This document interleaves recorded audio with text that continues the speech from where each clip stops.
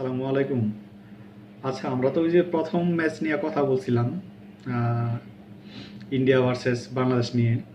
তো দ্বিতীয় ইনিংসটার কথা একটু বলি। তো ওইখানে হচ্ছে বাংলাদেশ বোলারদের মধ্যে হচ্ছে হাসান মাহমুদ মোটামুটি ভালো বল করে, 6 ওভার বল করে ও 66 রান খায়, উইকেট একটা, একটা নো বলও করে। ইকোনমি রেট হচ্ছে গিয়া 11। মানে হাসান মাহমুদের মতো একটা ভালো বলার ও টেস্ট ম্যাচে 6 ওভারে 66 রান দেয়, মানে এটা তো আশা করার মতো না। তারপর আমাদের খালেদ আহমেদ, ও করে গিয়া 4 ওভার 43 রান দেয়, নো বল একটা। তার ইকোনমি রেটও প্রায় 11-র কাছাকাছি, 10.80। মেহেদী হাসান মিরাজ 6 ওভার 4 বল করে 41 রান দেয় এবং উইকেট নেয় কিন্তু 4টা। ইকোনমি রেট হচ্ছে গিয়ে ওর 6.10। তারপর আছে কি আমাদের তাজুল ইসলাম, 7 ওভার বল করে এবং 54 রান দেয়।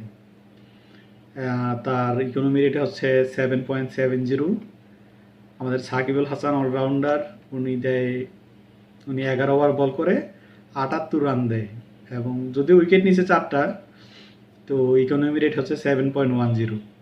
তো দেখেন বাংলাদেশের বলাররা মানে কি পরিমাণ মাইর খাইছে ইন্ডিয়ার ব্যাটারদের কাছে। তারপর দ্বিতীয় ইনিংসে দেখেন ওই যে 146 রানে অল আউট হয়। অথচ দেখেন প্রথম ম্যাচেই কিন্তু আমাদের ওই মমিনুল করে 107 রান। আর দ্বিতীয় ইনিংসে আইসা কি হয় একটু আপনাদের দেখাই। যে সাদমান ইসলাম, ও 50 রান করে 101 বল খেলা, 10টা 4। স্ট্রাইক রেট ছিল 49.50। তারপর জাকির হাসান, ও করে 10 রান 15 বল খেলে। তারপর সবাই মোটামুটি আসা যাওয়ার মধ্যেই আমি একটু বলি। তারপর নামে হাসান মাহমুদ আমাদের বলার, ও 9 বল খেলে একটা 4 মারে, টোটাল রানই হচ্ছে 4। তারপরে আমাদের মমিনুল, যে প্রথম ইনিংসে 107 করছে, সে করে গিয়ে মাত্র 2 রান 8 বল খেলার পর আউট হয়ে যায়। এবং এই উইকেটটা পায় হচ্ছে গিয়ে আমাদের আশইন। আশইন তো ভালো বোলার, অভিজ্ঞ বোলার, অনেক বয়সও হয়েছে ওনার। তারপর আসে আমাদের শান্ত ক্যাপ্টেন, ও হচ্ছে 37 বলে করে 19 রান, 2টা 4 মারে এর মধ্যে। আমাদের এরপর হচ্ছে গিয়ে মুশফিকুর রহিম, সরি, ওর নামটা কেন যেন আমি মুশফিকুর রহমান বলে ফেলি। যাই হোক, আমাদের মুশফিকুর রহিম, মিস্টার ডিপেন্ডেবল যার নাম, ও হচ্ছে 63 বলে 37 করে। মানে মোট কথা হচ্ছে এই ম্যাচের মধ্যে 146-এর মধ্যে 50 করে গিয়া হচ্ছে সাদমান ইসলাম, আর মুশফিকুর রহিম করে হচ্ছে গিয়ে 37, এই দুইটাই রান। এরপরে হচ্ছে লিটন দাস 1 রান 8 বল খেলে। তারপর হচ্ছে সাকিবুল হাসান 2 বল খেলে, ডাক 0। তারপর হচ্ছে মেহেদী হাসান মিরাজ, ও করে গিয়া হচ্ছে 17 বলে 9 রান, যদিও একটা 4 মারে। তারপর হচ্ছে আমাদের তাজুল ইসলাম, 13 বল খেলার পর 0।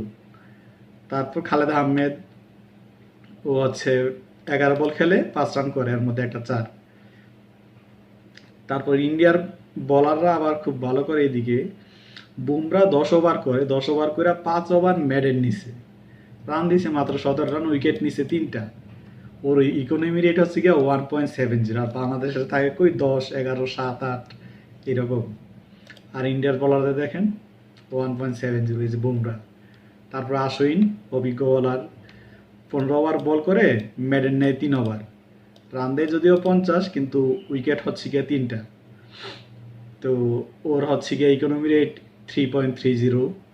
তারপরে আকাশদ্বীপ হচ্ছে গিয়ে মেডেন নেয় 3 ওভার, কিন্তু ওভার করে 8টা আর কি, 20 রান দেয়, উইকেট একটা, যদিও নোবল দেয় একটা আর কি। ওর ইকোনমি রেট হচ্ছে 2.50। তারপর আসে মোহাম্মদ সিরাজ, 4 ওভার বল করে 19 রান দেয়, উইকেট পায় নাই কিন্তু একটা নোবল খাইছে, 4.80 হচ্ছে ইকোনমি রেট। তারপর রবীন্দ্র জাদেজা, ও হচ্ছে 10 ওভার বল করে মেডেন নেয় 2 ওভার।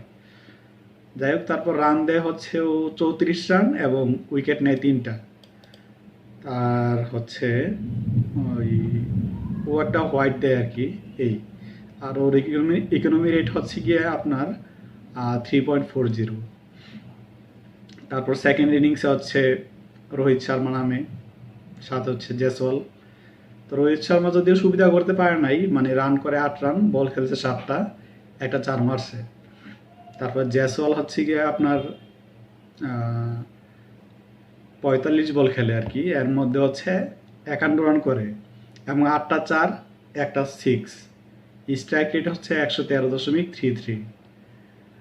আর সাবমান গিল তারপর 10 বল খেলে, 10 বলে খেলা 6 রান করে।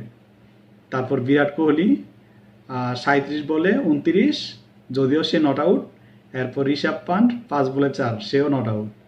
আর বিরাট কোহলি হচ্ছে সেকেন্ড ইনিংসে 4টা 4 মারে, আর ঋষভ পান্ট একটা 4 মারে আর কি, মানে 5 বল খেলে 4 রান, মানে একটা 4ই। এই তো দেখেন বাংলাদেশ কোন পর্যায়ে গেছে এখন। পাকিস্তানের সাথে কিছুদিন আগে এত ভালো খেলার পরেও এখন ইন্ডিয়ার সাথে এই সমস্ত ম্যাচ দেখা লাগতেছে আমাদের, এই স্কোরগুলো দেখা লাগতেছে আমাদের। তো ওদের ব্যাপারে আর কি বলি, শেষ পর্যন্ত ওরা তো হেরেই গেল, মানে 7 উইকেটে হারছে ইন্ডিয়ার কাছে। মানে আমি বুঝলাম না, সবার সাথেই মোটামুটি ভালো খেলে, ইন্ডিয়ার কাছে গেলেই কেন যেন বাংলাদেশ, মানে ওরা হতাশ হয়ে যায় কিনা আমি জানি না। যাই হোক, আপনারা কমেন্টে জানাবেন ওরা আসলে ওদের কি হয়। যাই হোক, বাংলাদেশ দল ভালো খেলুক এই প্রত্যাশা করি। সবাই ভালো থাকবেন, ধন্যবাদ সবাইকে।